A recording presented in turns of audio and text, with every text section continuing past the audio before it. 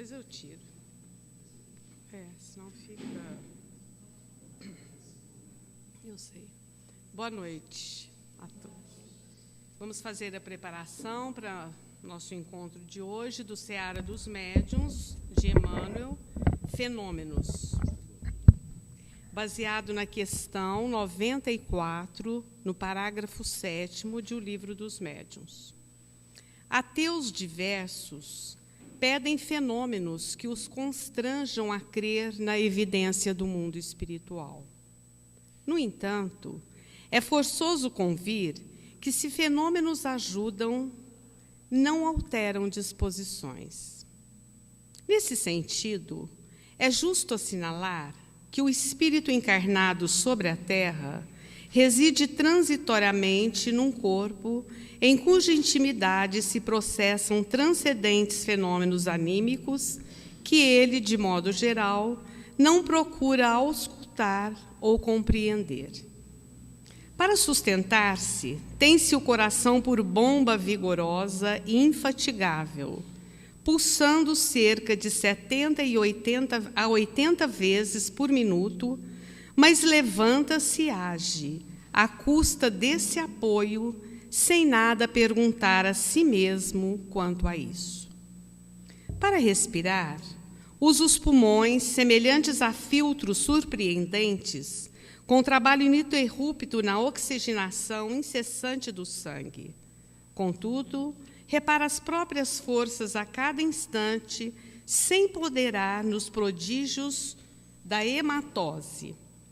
Para pensar, conta com o cérebro, precioso maquinismo articulado por bilhões de células, a se definirem por funções específicas.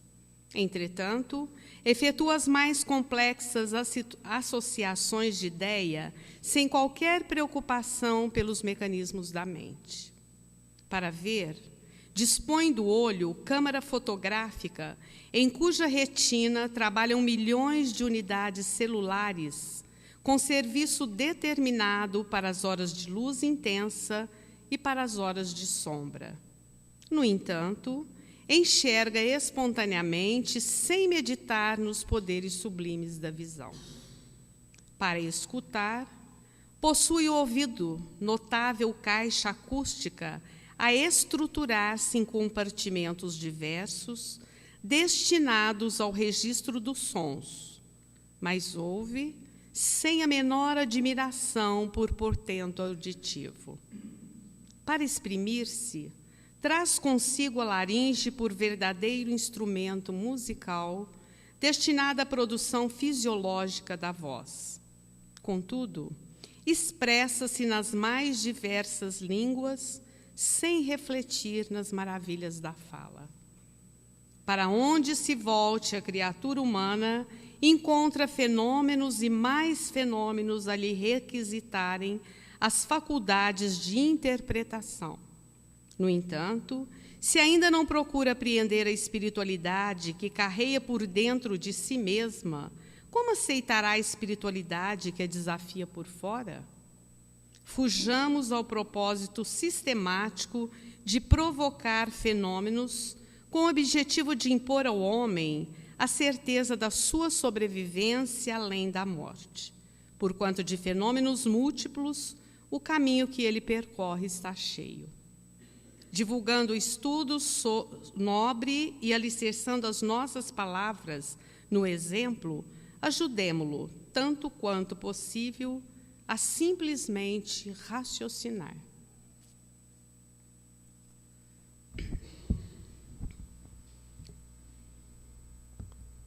Pai amantíssimo, Senhor da vida, querido Mestre Jesus, irmão amado, espíritos amigos, coordenadores deste trabalho.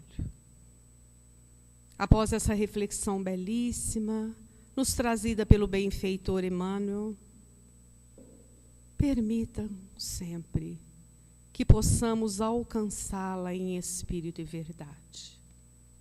Que não busquemos nos trabalhos mediúnicos os fenômenos, que, como bem disse o benfeitor amigo, A natureza já se nos mostra tantas e tantas vezes no próprio corpo que abriga o espírito imortal.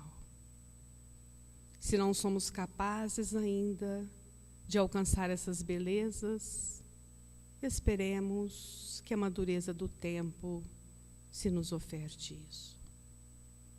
Que seja para nós a mediunidade, a responsabilidade de buscarmos no nosso cotidiano a inteireza dos nossos atos, da nossa fala, das nossas atitudes. Que sejamos onde quer que estejamos grandes intérpretes dos espíritos amigos, que sempre querem que escutemos o nosso companheiro com atenção, que falemos as melhores palavras, que aproveitemos os nossos olhos para enxergarmos a beleza que cada um dos nossos irmãos se nos apresenta. Possamos todos nós, mais uma vez, estarmos em sintonia com essa equipe que nos socorre, que nos auxilia sempre, para que, mais uma vez, a noite de hoje seja de reflexões profundas e de trabalho sério na prática da mediunidade. A nossa profunda gratidão, que assim seja. Hoje nós vamos, na nossa reflexão inicial, estudarmos sobre o aconselhamento. E tem uma amiga nossa, companheira, participante, que vai falar, né, hoje, que é a Heloísa. Quem ainda não participou, vai participar, viu, gente? Todo mundo tem que dar a sua cota, né? Boa noite. É um rascunho que está virando verdade, né, Silvia? Nós tivemos um contratempo, estava marcado no meu papelzinho que seria semana que vem. Mas acho que eu tive intuição que era para hoje mesmo, né? Então escrevi, eu acho que sim.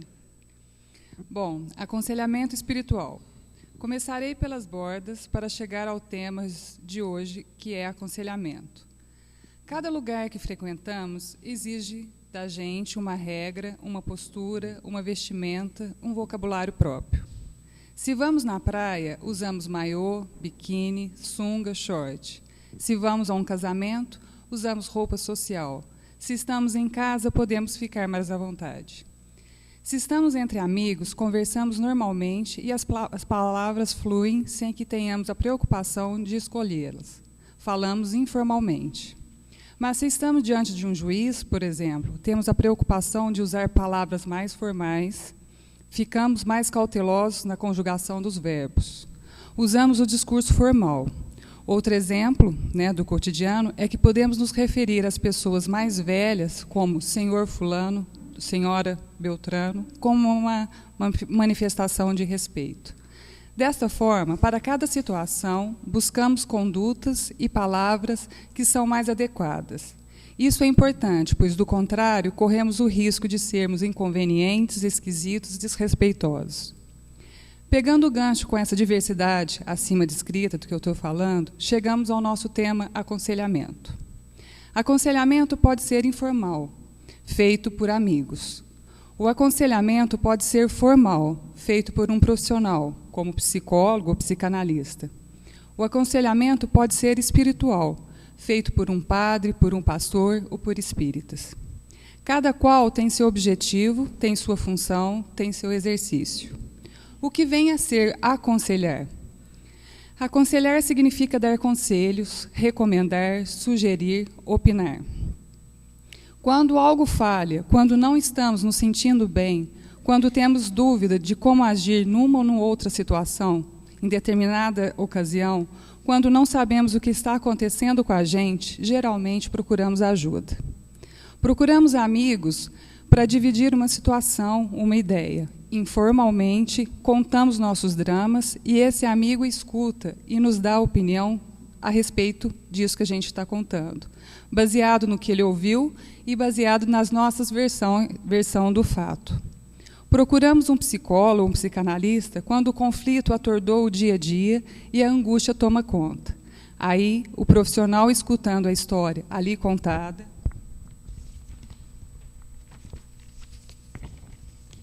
levando em consideração a história de vida daquele paciente, daquela pessoa, ajuda o paciente a fazer novas escolhas e a sair daquele caos. Esse atendimento é pago. Aconselhamento espiritual. Essa técnica pode ser empregada de forma individualizada, dialogando-se com o paciente sobre seus problemas específicos, ou em grupo de pessoas, tratando abertamente das dificuldades e dos desequilíbrios maiores que afetam os indivíduos. Em ambos os casos, tanto individual quanto coletivo, não exige uma regra padrão de se relacionar com os pacientes ou com as pessoas. Esse atendimento é gratuito. Mas a exigência é que as soluções propostas e os conselhos espirituais, em quaisquer casos, tanto individual quanto coletivo, sejam dados rigorosamente e exclusivamente baseados nos ensinamentos dos espíritos superiores. Nesse processo de cura, destacam-se duas atribuições.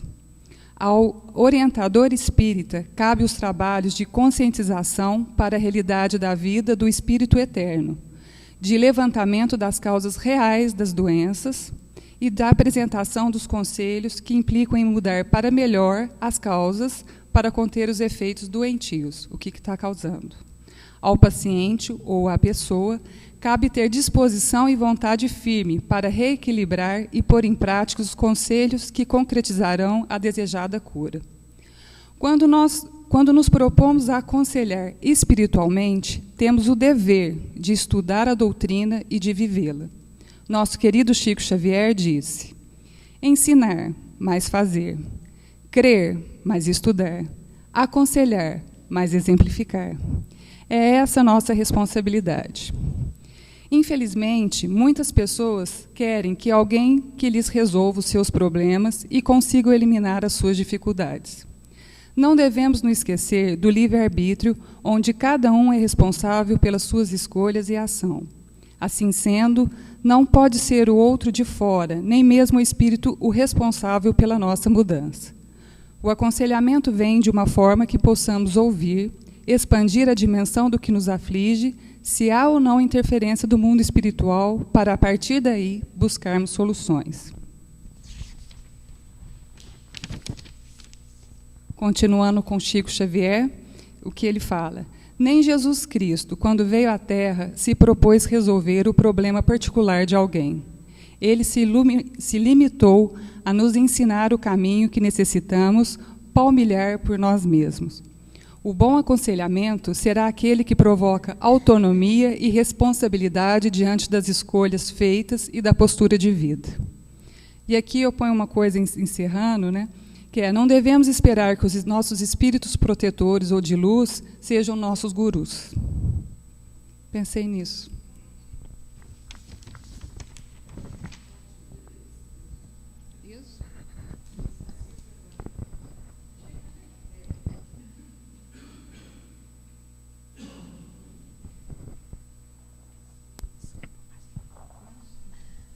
Gente, então vamos para o trabalho, né?